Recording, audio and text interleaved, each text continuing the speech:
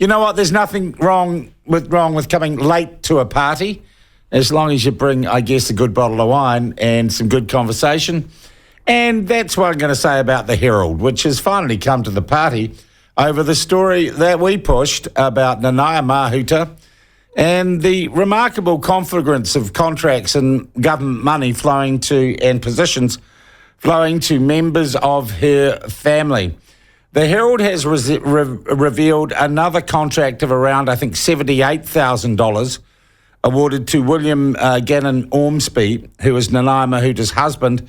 This was from Kainga Ora, which is the Ministry of Building or something. It's so hard these days using two languages to name ministries. Anyway, he's got another 70, 80 grand out of them for his company. But the Prime Minister now, we've got her to come to the party, but she hasn't brought much to the table. She's simply standing by Nanaia Mahuta over claims of perceived conflicts of interest in contracts involving her family. Last month, I love this from the Herald. Last month, the Herald revealed, last month, just Herald, just a little correction, the platform revealed that the Ministry for the Environment had awarded Mahuta's husband and family members contracts worth around $90,000. Ka Awatea Services is the gravy train which Gannon Ormsby rides. And now we've found another, or the Herald, I'll give them their due, they've found another contract for $73,000 for arranging hui, that's meetings, and workshops. Oh, that's actually an English name. We all know what a workshop is. It's like a working group. And the Prime Minister says, we stick closely to the guidance of the Cabinet Office, as all governments are expected to do, and the guidance has been followed.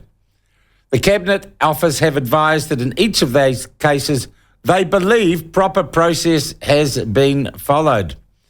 Apparently, there's been some discussion around this, and the Prime Minister is satisfied. Well, that's great. I don't think we are. I don't think anyone in New Zealand is.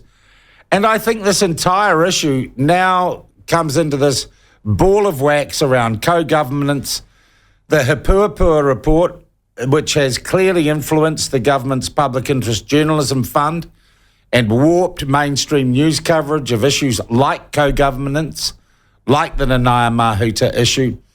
And it all seems to suggest a subterranean agenda that perhaps is not one that most New Zealanders, Maori, Pākehā or anyone else might be comfortable with. Someone who has beaten the drum on these issues for some time, and I'm pretty sure is still a member of the group Hobson's Pledge, is former leader of the National Party, Don Brash, and Don Brash joins us now. Don, welcome to the platform once more. Thank you very much. Good to talk. All right, Don. We take all these things separately, and that is the Nanaia Mahuta questions, a number of bills around local body governments which would appear to give iwi non-democratic control over public bodies, the revelations here on the platform that the Hipuapua report forms a large part of the guidelines for public interest journalism funding. And isn't a picture emerging of an overall government strategy to change the nature of New Zealand? Oh, I think there's no question about that at all, Sean. We're seeing the most extraordinary attack on democracy that New Zealand has ever seen. I mean, it's hard to know where to start. You talked about Nanaia Mahuta's husband and that family connection. You didn't mention his sister's role. She's been appointed to an extremely powerful role in the whole water infrastructure area. She will be the chairperson of an organisation that's named by Don Brash, which will basically determine a lot of what happens in the Three Waters infrastructure area. Her sister is the chair of it. Extraordinary. All right. What about the government's claim? Hitherto, the Prime Minister had said Hipuapua, the UN United Nations Declaration on the Rights of Indigenous People, wasn't such a big deal. Well, of course. Yeah. Yeah, that's absolute nonsense. When you look at it, Sean, you've got a whole series of moves in the last 12 months. I mean, the first word the public heard about Hipuapua, I think, was about mid-April last year. And I'm not allowed to mention, well, can I mention Peter Williams' name? I guess I can. Of course you can. You can mention anyone's name on the platform. Yeah, Go for it. he did a big interview with David Seymour, but in the middle of April last year. And that was, I think, the first significant media story on the He Purpura document. And it grew. Judith Collins made a number of speeches at National Party regional conferences, then went suddenly quiet on the issue. I'm not quite sure why that was the case. But over the last 12 or 18 months, we've seen again and again manifestations of this He Purpura document in a whole series of government policies. I mean, one recent one, of course, was the Rotorua legislation, which they tried to put through, which would have given disproportionate weight to Maori voters in Rotorua as compared with all other voters. Now, finally, David Parker, the Attorney General, did say that was inconsistent with the Bill of Rights, and it didn't proceed. But it had already gone through first reading with the full support of the Labour Party. You get the Canterbury Regional Conference, where legislation is now almost through, which would enable Ngāi Tahu to appoint 2 members of Ngāi Tahu to the council, Environment Canterbury Council. Everyone in Canterbury, of course, gets a vote for that council, but Ngāi Tahu have an additional capacity to add to appointed members. You see it all over the place. Other local government issues, of course, we used to have a right to decide whether we wanted Maori wards. Now we don't. I mean, it's a councils make the decision. They have no right to be public don't have any right to overrule them, and we see it again and again. It's very insidious. Free Waters, Maori Health Authority. We're changing the nature of New Zealand democracy in a way which has never been tried before. Also, we don't seem to be getting much media coverage of this issue on anywhere else but organisations like the Platform. Yeah, that's right. And of course, you mentioned a moment ago the Public Interest Journalism Fund, which effectively, for any media to get access to that fund, they have to swear an oath effectively to a particular interpretation of the treaty, which is not an interpretation which the great majority of New Zealanders accept. And if perchance they breach that commitment, they have to repay any money they've received with interest. I mean, it's an extraordinary attack on all the sort of things we regarded as basic principles of New Zealand democracy. How did this happen, Don? How did we end up here? Well, I mean, I can only assume that a particularly radical view of the treaty has in some way infiltrated the Labour Party caucus through some of its members. And I have to say, this is not a pan-Maori attack at all. I mean, there are prominent Maori, and we can all think of people like Winston Peters, Ron Mark, David Seymour, Simon Bridges, Maori New Zealanders who do not subscribe to this nonsense at all. It's a subset of Maori, a radical view of what the treaty said. And it's frankly not consistent with history.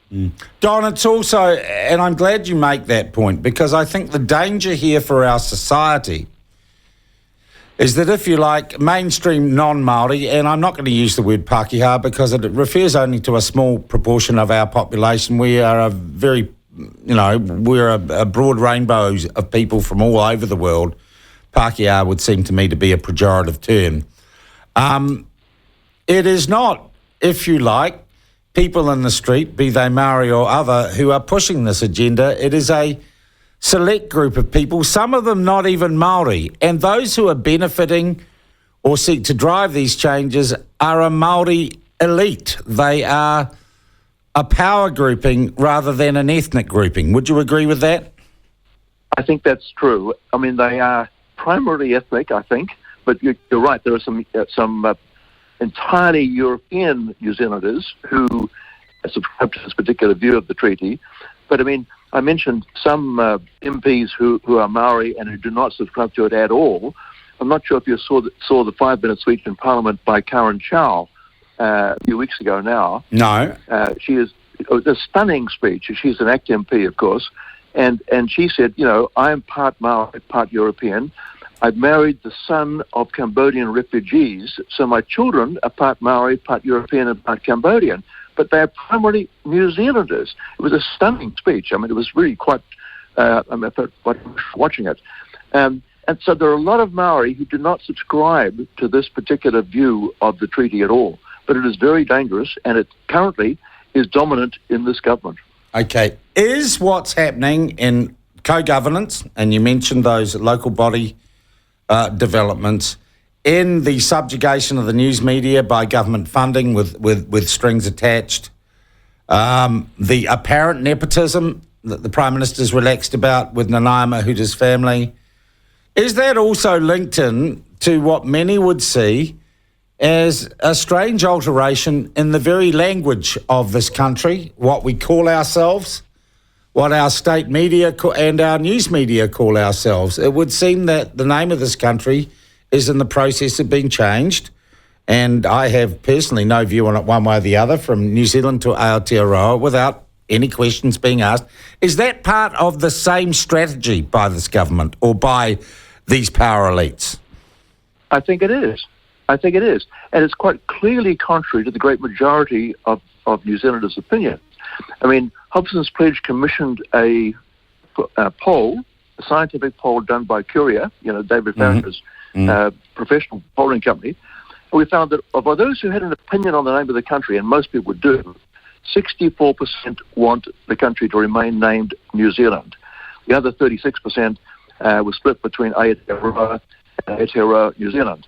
But the great majority of New Zealanders, in other words, want the country to remain called New Zealand, which, of course, is always the original name. Maori didn't have a name for the country initially.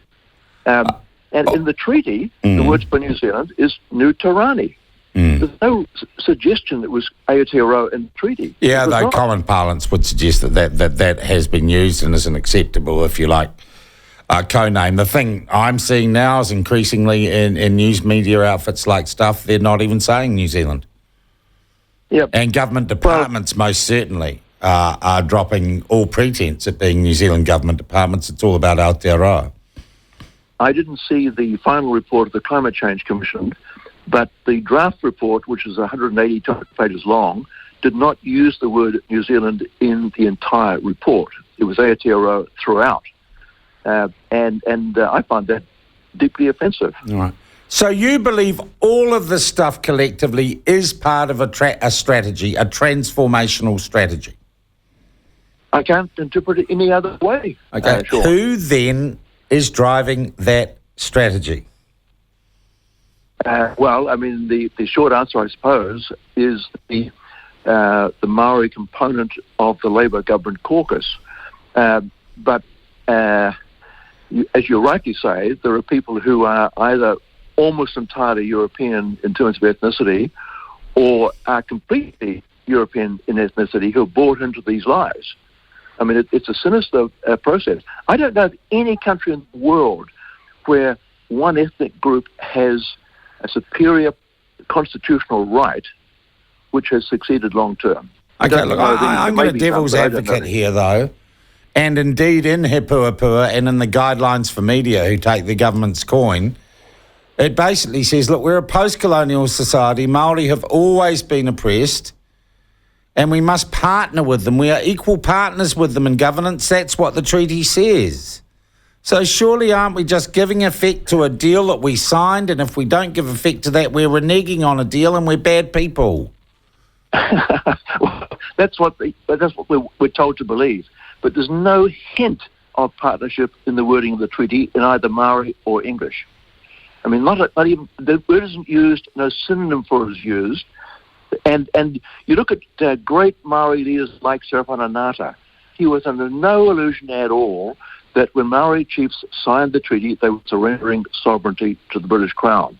The speeches given by Maori chiefs at the time make that unambiguously clear. It was unambiguously reinforced in 1860 at the big conference of chiefs in Kohimarama. I mean, there's just no credible evidence that Maori chiefs thought they were signing into some kind of partnership with the British Crown. They didn't. And reinterpreting the treaty like that is grossly... Okay, but our Parliament has decided through various actions to interpret the treaty in a modern way that says, yes, sovereignty wasn't ceded. And that is our elected Parliament which has made these changes. Don, isn't that in itself a democratic process that we have reinterpreted the treaty and have decided that we will share sovereignty, or that that's what it said? Well, the key issue is whether sovereignty was surrendered or not in terms of 1840. I mean, when the Waitangi Tribunal first said that sovereignty was not surrendered in 1840, Chris Finlayson, who is not noted as someone who is unsympathetic to Maori interests, said something like bullshit or crap or some other equally derogatory term. I mean, it's just absurd. But supposing it had been a partnership, we'd have to change it. Because there's no country in the world where a tiny minority based on ethnicity can have some equal rights to the great majority of the population. It doesn't work. Okay, so that would be... we don't have to change it. Yeah, that would be a suggestion that in real terms, and I guess as we look at the idea of monarchy, I guess people talk about republic. The fact is, isn't it, Don, that the Waitangi Treaty itself, which was like a memorandum of understanding between two power elites, let's be honest, not between peoples. Yep. Peoples had nothing to do with the negotiation of the Treaty of Waitangi. That's right. Mm-hmm. Unlike the American Constitution, which was clearly a document born of a democratic process, right? Which represented the rights of all people. So we have this memorandum of understanding that Maori cede sovereignty, the Brits come in and get sovereignty so they can kick out all the other troublemakers, the French, the Americans, anyone else. Everyone can trade and get on with it, right? That is really not the sort of deal that in the 21st century, I would suggest, can form a basis for a functioning democracy. Well, I mean, that would argue for dispensing with the treaty completely. Yeah, well, until 1947, Don, it wasn't even a living legal document. Well, it was null and void. True. That's true. But I mean, I think what the treaty actually said was powerful. We surrender sovereignty to the Queen. The Queen, in turn, guarantees your property rights, and every citizen of New Zealand has the same political rights as a British subject. Right. An extraordinarily enlightened document for its time. Mm. All right, but right now we have this system where a reinterpretation, and some would say a radical reinterpretation, has been seeded throughout our bureaucracy, through our judiciary, through our news media, and through our body politic, right? And our universities. And absolutely our universities. They've been very much part of leading the charge. How does that get reversed, given that all those institutions of our society would appear to be, and anyone who steps outside the norms in those is now cancelled or derided? Of course, you're going to get called a racist for everything you've said this morning, so am I. How do you change it? Well, I suspect that David Seymour's idea of a referendum may be the answer. I mean, let's have a referendum on co-governance, because that's at the heart of the issue. Are we co-governing the country, or are we in democracy? And I think we have to resolve that once and for all. Okay, that would require to get a referendum and change the government, wouldn't it? Oh, yes, that's right. It's not going to happen in this government, that's for sure. I mean, this government is intent on destroying our democracy. That's the only way of summarising it. Yeah, and I guess, look, the one thing I haven't mentioned, which is also part of this, if you like, campaign, is Matariki, and the number of government departments that are spending money on how you might celebrate Matariki and the wonderfulness of Matariki, which seems to me to be an entirely constructed sort of event. Yeah, that's absolutely right. Sean, by the way, one other thing you haven't talked about is the health authority, Maori Health Authority. Yeah. I mean, this is the most outrageous statement. I mean, the argument seems to be that because Maori life expectancy is shorter than European life expectancy, therefore there's racism in the health system. Well, they don't mention the fact that Chinese New Zealanders live much longer than European New Zealanders. Oh, that's because the system's racist against us Pākehās. Yeah, that's right. It's favoured the Chinese. I mean, it's just garbage. Lifestyle factors, genetic factors, a whole lot of things affect life expectancy. If you smoke and are overweight, you tend to die earlier. And unfortunately, many Maori smoke and are overweight. As compared with Chinese particularly. Don, you've been beating these drums for a while. You've also been described as, racist and old school and past your best for a long while. In terms of the public support and, private support that you get for your views in the last year or so, has it grown or diminished? Oh, it's growing without question. People came up to me, I was at a funeral 10 days ago, and someone came up to me sort of surreptitiously and said, keep going. I almost was embarrassed to be seen talking to me. It was quite funny. But I mean, I'm sure it is growing. Our membership certainly of Hobson's Pledge is grown astronomically in the last 6 months. Mm. What do you think of those who would call you a racist? Matthew Tukaki, Willie Jackson, others. What do you say to them? Oh, I laugh in their face, because clearly arguing that every citizen has the same political rights is not racist. It is the antithesis of racism. I mean, it is frankly nonsense. I mean, I'm with the Martin Luther King assertion. I care not by the colour of your skin, but the content of your character. I mean, that is the New Zealand we want. Mm. Don, I thank you very much indeed for the overview you've given us this morning and for taking the time to do so.